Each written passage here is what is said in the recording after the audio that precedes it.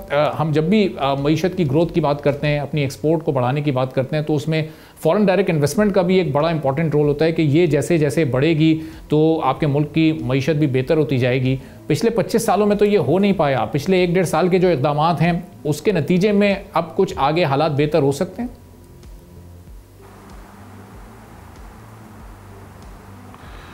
سب سے پہلے تو آپ کا شکریہ مجھے انوائٹ کرنے کا، اور یہ جو ٹاپک آپ کا ہے یہ بہت ریلیونٹ ٹاپک ہے، خاص طور پہ جو پوسٹ انڈیا پاکستان ایسکلیشن تھی اور جو ابھی اسرائیل ایران کا جو کانفلکٹ ہوا، اور اس وقت بھی اس کے اثرات پوری اس وقت ریجن میں چل رہے ہیں۔ پورا مڈل ایسٹ اور پورا ساؤتھ ایشیا اس سے ڈسٹرب ہے، اور پورا جو اوور آل انٹرنیشنل جو جیو پالیٹکس ہے اس پہ اس کا امپیکٹ آیا ہے۔ تو سب سے پہلی بات تو یہ کہ جو الحمدللہ پاکستان کی پرفارمنس رہی اگینسٹ انڈیا آن 2 فرنٹس، ایک تو ملٹری سائٹ تھی جو ہم نے وہاں پہ اللہ کا شکر ہے کہ کلین بولڈ کیا، اور دوسری جو ڈپلومیٹک سائٹ تھی بہت میں نے کبھی نہیں دیکھا کہ اس لیول پہ دنیا کی کوئی بھی کنٹری ایکسیپٹ اسرائیل، کوئی بھی کنٹری ایسی نہیں تھی جو پاکستان کے ساتھ نہ کھڑی ہو۔ انڈیا جیسی بڑی پاور جس کو بڑا گھمنڈ تھا اپنی طاقت کا، اپنے ایک انفلوئنس کا، وہ بالکل آئسولیٹڈ ہو گئی۔ تو میں خراج تحسین پیش کرتا ہوں سب سے پہلے اپنی ملٹری کو، اور اس کے بعد ہماری جو فارن منسٹری ہے، جو ہماری گورنمنٹ ہے، اور جو ہماری عوام ہے، اور جو ہمارا میڈیا ہے۔ آئی تھنک میڈیا کا رول بہت کنسٹرکٹیو تھا۔ تو پاکستان نے ایک ریسٹرینٹ شو کی، اور پاکستان نے ایک بہت میچیور ایکٹ کیا تھرو آؤٹ جو پوری ایپیسوڈ تھی۔ اور اس کے بعد بھی جو معاملات چلے، جس طرح ہمارا ایک انٹرنیشنل ڈیلیگیشن گیا، اور وہ یو ایس اور پھر یو کے اور پھر برسلز گیا، اور وہاں پہ تھنک ٹینکس میں میڈیا کے ساتھ، آفیشلز کے ساتھ، یونائٹڈ نیشنز پہ بات ہوئی۔ بلاول بھٹو کی قیادت میں ایک بہت اچھی ٹیم تھی، میں سمجھتا ہوں کہ سارے ہی لوگ بہت اچھے تھے، اور جس طرح سے مجھے ان کی خبریں آئیں، کیونکہ سارے جاننے والے تھے، جو باتیں پتہ چلیں اس سے اندازہ ہوا کہ ایک امیج بلڈنگ نہیں بلکہ ہمارا نیریٹو جو تھا، جو بالکل ایک ریسٹرینٹ پہ تھا اور ایک اصولوں پہ مبنی نیریٹو تھا، اس کو ہم نے بہت طریقے سے کمیونیکیٹ کیا، اور وہ بہت ویل ریسیپٹیو تھا۔ اور اسی دوران سیکورٹی کونسل میں ہمیں سیٹس ملیں، تو ہر طرح سے پاکستان کو پذیرائی ملی، چاہے وہ عرب دنیا ہو، چاہے وہ ایشیا ہو، چاہے وہ یو ایس سے ہو، چاہے وہ یورپ ہو، اور الحمدللہ ہمارا سر فخر سے بند ہوا۔ تو میں یہ سمجھتا ہوں کہ یہ جو اوور آل انوائرمنٹ کریٹ ہوئی، یہ ایک بہت بڑی اپرچونٹی ہے پاکستان کے لیے، بٹ یہ جو ونڈو ہے یہ بہت چھوٹی ہے۔ اور جب آپ نے بات کی 25 سال میں $2 بلین ایوریج کی انویسٹمنٹس آئی ہیں، تو یہ وہ نیریٹو ہے جو میں نے 3 سال لگا کے بلڈ کیا، اور اس کا پرپس صرف یہ تھا کہ لوگوں کو یہ ریئلائزیشن ہو، جو کنسرن اسٹیک ہولڈرز ہیں، جو رولرز ہیں، جو بزنس کمیونٹی ہے، جو بیوروکریسی ہے، جو ادارے اس میں انوالو ہیں، جو اسٹیک ہولڈرز انوالو ہیں، کہ where actually we are standing, what is the picture in black and white, what is the balance sheet. تو لاسٹ 25 ایئرز میں ہم نے تقریباً $51 billion net F D I لے کر آئے آفٹر آل دی آؤٹ فلوز، اور یہ اراؤنڈ کو $20 بلین بنتی ہے، 2.1 2.2۔ اسی طرح سے اس سے پہلے جو 1988 سے 1999 کا سفر تھا، اس میں ہم نے صرف $6 بلین ارینج کیے، اور یہ ٹوٹل $57 بلین بنتی ہے۔ تو اگر ہم 37 ایئرس کو دیکھیں 1998 ٹل 2025، تو یہ اراؤنڈ کو $1.55 بلین پر اینم بنتی ہے، اور اگر صرف 25 سال کو دیکھیں تو یہ اراؤنڈ کو 2.1 بلین بنتی ہے۔ ایک دور تھا جب آپ کا 2006-07 میں ہم نے $5.3 بلین اکٹھے کیے، اور اس کے بعد 2007-08 میں ہم نے $5.4 billion net F D I attract کی، پھر 17-18 میں ہم نے $2.82 بلین اٹریکٹ کی۔ اس کے علاوہ ہم ہمیشہ 1.9 2.1 2.2 2.3 2.4 ہم اس کے اراؤنڈ گھومتے رہے۔ تو اقدامات بہت ہوئے، انٹینشن اچھی ہے، لیکن جس چیز پہ میں فوکس کرتا ہوں، اور پاکستان میں چاہے وہ ملٹری لیڈرشپ ہو، چاہے وہ پولیٹیکل لیڈرشپ ہو، چاہے وہ بیوروکریسی ہو، چاہے وہ بزنس کمیونٹی ہو، چاہے میڈیا ہو، اپنی ٹاکس کے تھرو، اپنی آرٹیکلز کے تھرو، اور جتنی ڈائریکٹ میٹنگز ہوتی ہیں اسٹیک ہولڈر سے، ان کے تھرو ہم کوشش کرتے ہیں کہ یہ ریئلائزیشن کرا سکیں کہ what should be the way forward from now onwards. جو ہو گیا وہ ہو گیا، لیکن اس سے ہم نے سیکھا کیا، ہماری ریجنل کنٹریز میں کیا ہو رہا ہے، ہمارے جو پیئرز ہیں دوسری کنٹریز کس طرح سے آگے بڑھ رہی ہیں، انہوں نے کیا کیا بیسٹ پریکٹسز کی، کس طرح سے اپنے مسئلوں کو ریزالو کیا کہ آج وہ ایک sustainable F D I attract کر رہے ہیں۔ تو بنیادی بات یہ ہے کہ پاکستان کی جو پاپولیشن ہے وہ 250 ملین کی ہے، اور with a population of 250 million we are world's 5th largest nation. تو پاکستان جیسی کنٹری کو آپ ایڈہاکزم سے یا شارٹ ٹرم پالیسی سے رن نہیں کر سکتے. یہ دنیا کی 5ویں بڑی کنٹری ہے. انفارچونیٹلی ہمارا کوئی لانگ ٹرم پلان نہیں ہے کسی بھی حوالے سے, اور میں کسی اسپیسیفک گورنمنٹ کی بات نہیں کر رہا, میں اسٹیٹ آف پاکستان کی بات کر رہا ہوں فار لاسٹ 4-5 ڈیکیڈس, جب سے میں کم از کم یہ چیزیں دیکھ رہا ہوں. اور پاکستان کے لیے ضروری ہے کہ ہر جگہ پہ ایک تو کنٹری اسٹریٹجی ہونی چاہیے, اور اسی طرح سے پھر ہر شعبے کی اپنی لانگ ٹرم پلاننگ ہونی چاہیے, 20-25 سال پہ ہونی چاہیے, اور اگلے 5-7 سال کا روڈ میپ ہونا چاہیے. اور اس حساب سے جیسے سے آپ آگے بڑھتے ہیں, لرننگز ہوتی ہیں, اس حساب سے آپ اس کے اندر فلیکسیبلٹی رکھتے ہیں پلان میں, اسٹریٹجی کے اندر, اور اس کو تھوڑا بہت آپ ایڈٹ کرتے ہیں, اس کے اندر ویلیو ایڈ کرتے ہیں. انفارچونیٹلی ہم ایڈہاکزم پہ چل رہے ہیں, اور ایڈہاکزم پہ ہم اس طرح سلسلہ چلا نہیں سکیں گے.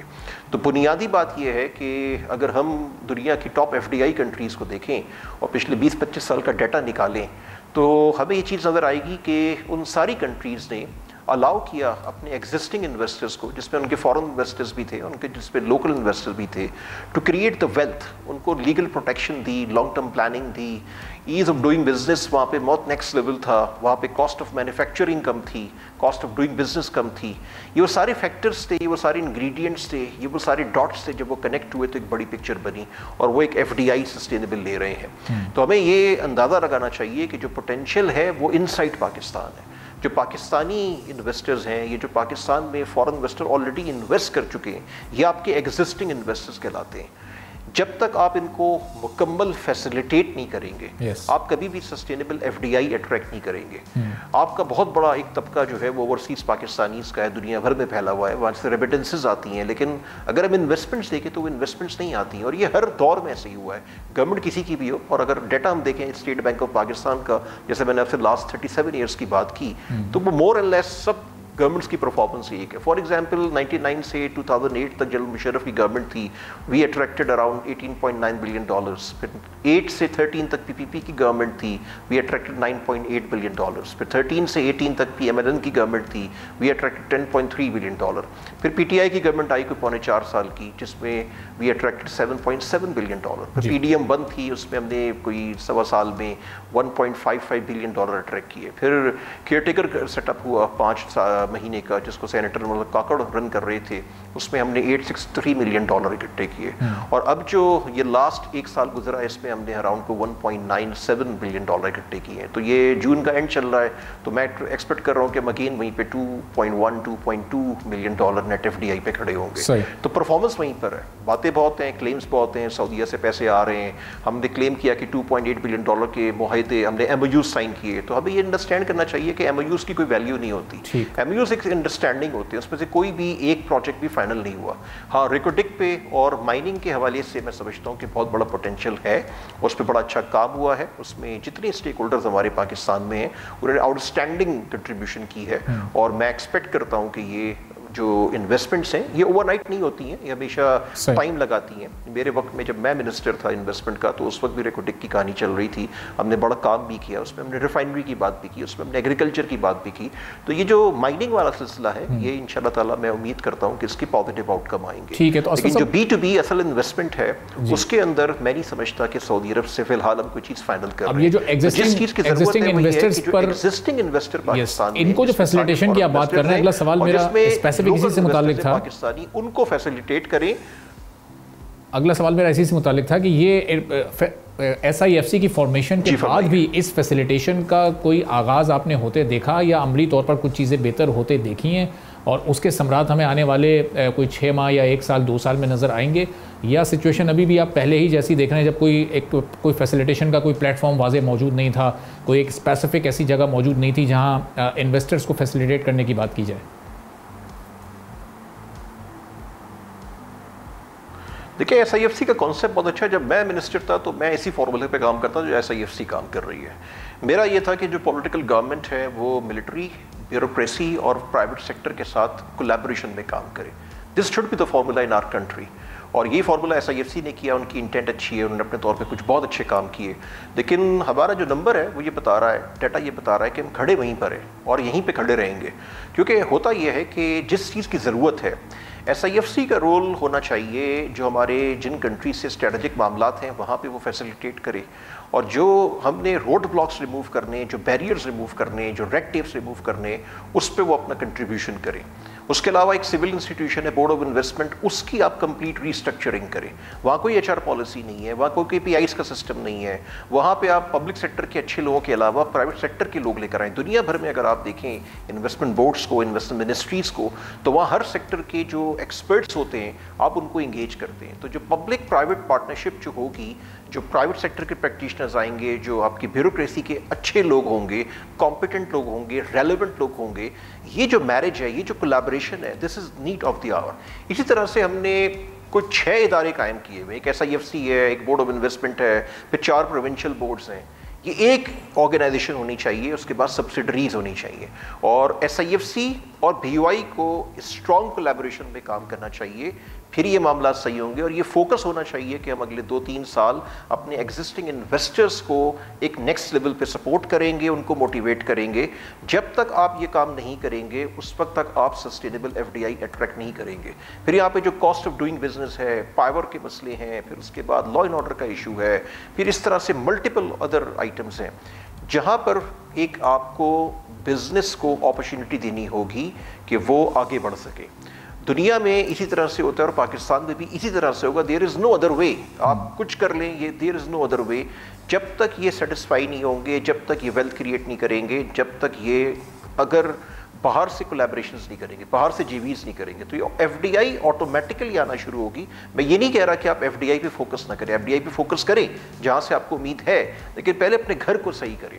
تو ہمیں ان تمام چیزوں کو سامنے رکھنا ہوگا. کوئی 15-20 سال 25 سال کی پالیسی بنائیں, 8-10 سال کی کنٹینیوشن آف پالیسی کی گارنٹی دیں, کیونکہ یہاں پہ ہوتا یہ کہ ہر 6 مہینے میں پالیسی تبدیل ہو جاتی ہے.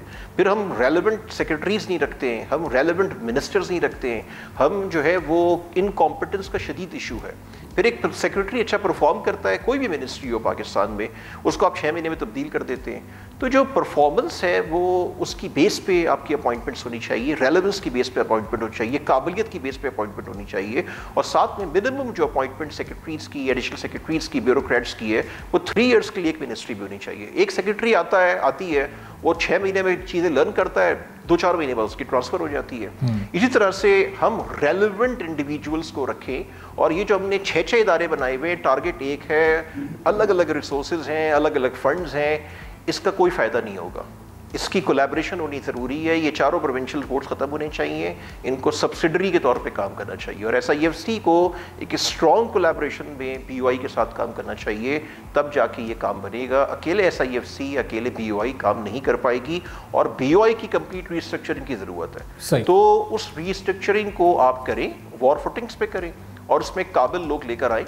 جب تک آپ ریلیونٹ لوگ لے کے نہیں آئیں گے, پرائیویٹ سیکٹر کے لوگ لے کے نہیں آئیں گے, ریلیونٹ بیوروکریٹس کو نہیں بٹھائیں گے, آپ کا سلسلہ نہیں چل پائے گا. اسی طرح سے جو میں نے آپ سے بات کی, آپ ریجنل کنٹریز کو اسٹڈی کریں, کس طرح سے سینٹرل ایشین کنٹریز میں گروتھ ہوئی, کس طرح ویتنام آگے بڑھا, کس طرح انڈونیشیا آگے بڑھا. اگر ہم لاسٹ ایئر کی اپنی FDI دیکھیں تو ہم اراؤنڈ 2.2 پہ تھے, $2.2 بلین.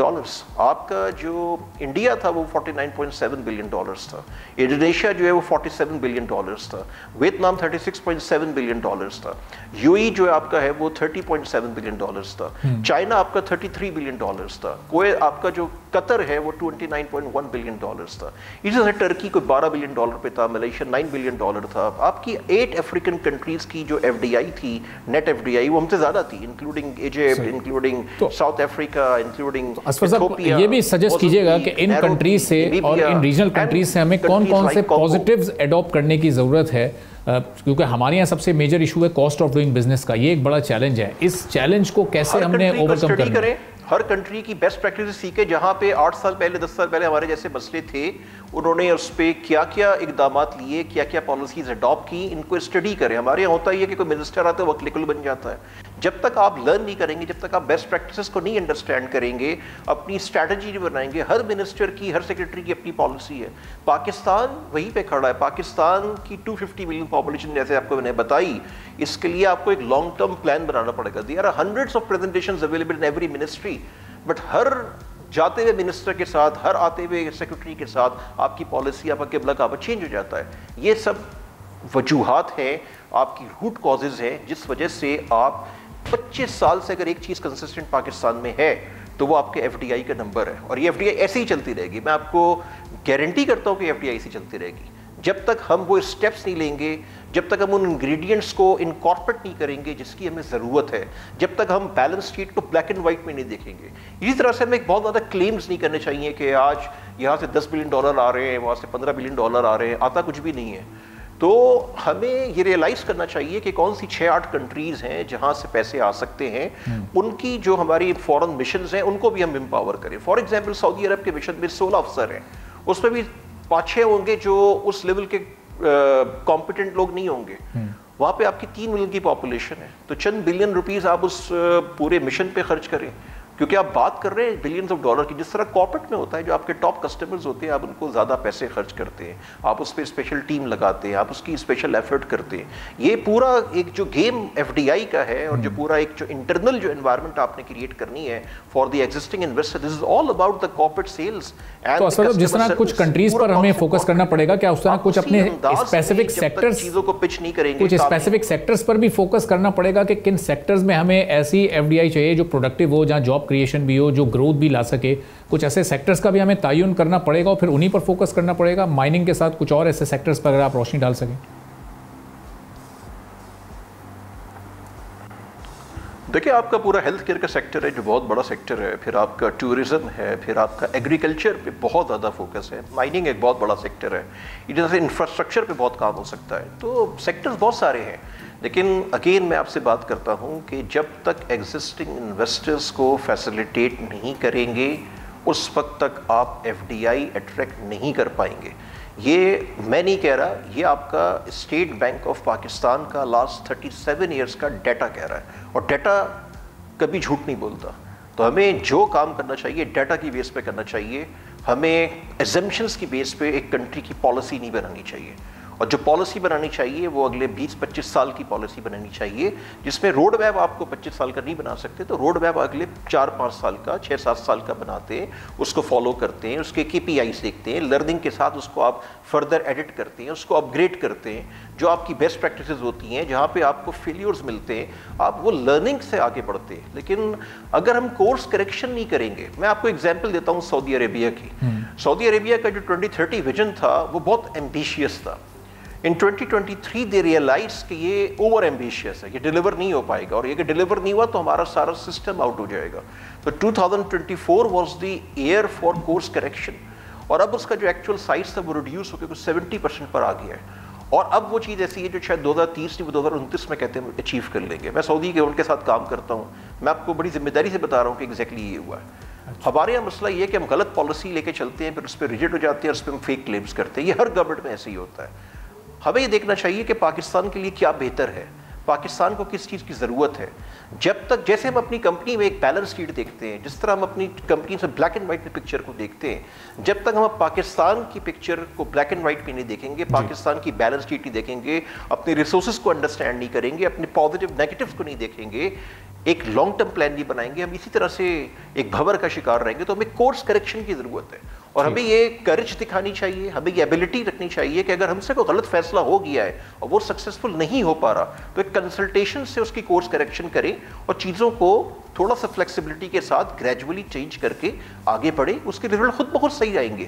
لیکن جو بنیادی باتیں میں نے آپ کو 3-4 بتائی ہیں یہ آپ کو کرنی پڑیں گی. تو آپ سعودی عرب سے, میں سمجھتا ہوں کہ ہر سال, اور یہ بات میں بہت ذمہ داری سے کہہ رہا ہوں, کہ ہر سال آپ کئی بلین ڈالر صرف سعودی عرب سے اٹریکٹ کر سکتے ہیں.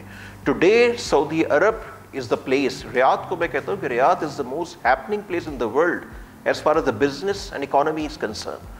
ان کا جو پبلک انویسٹمنٹ فنڈ ہے اس کا سائز $21 بلین ہو چکا, $1 ٹریلین ہو چکا ہے.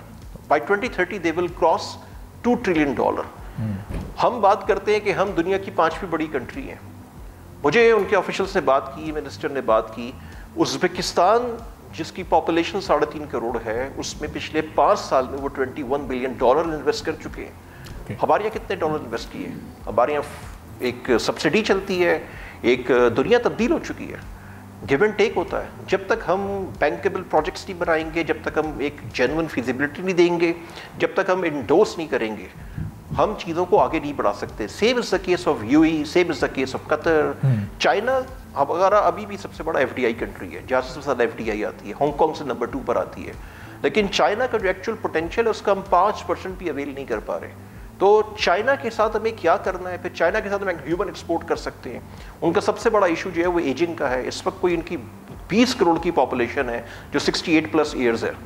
وہاں پر 7-8 ایریاز ہیں جس پہ ہم ہیومن ایکسپورٹ کر سکتے ہیں. تو اس کے لیے ووکیشنل ٹریننگ شروع کرنی ہوگی. 2-3 سال ایکسپیرینس کے لوگوں کو ہیلتھ کیئر, روبوٹکس, ایگریکلچر, بہت سارے شعبے جس میں ہم ان کو اپنی ہیومن ایکسپورٹ کر سکتے ہیں. اگین آپ کو 20-25 سال کا پلان بنانا ہوگا.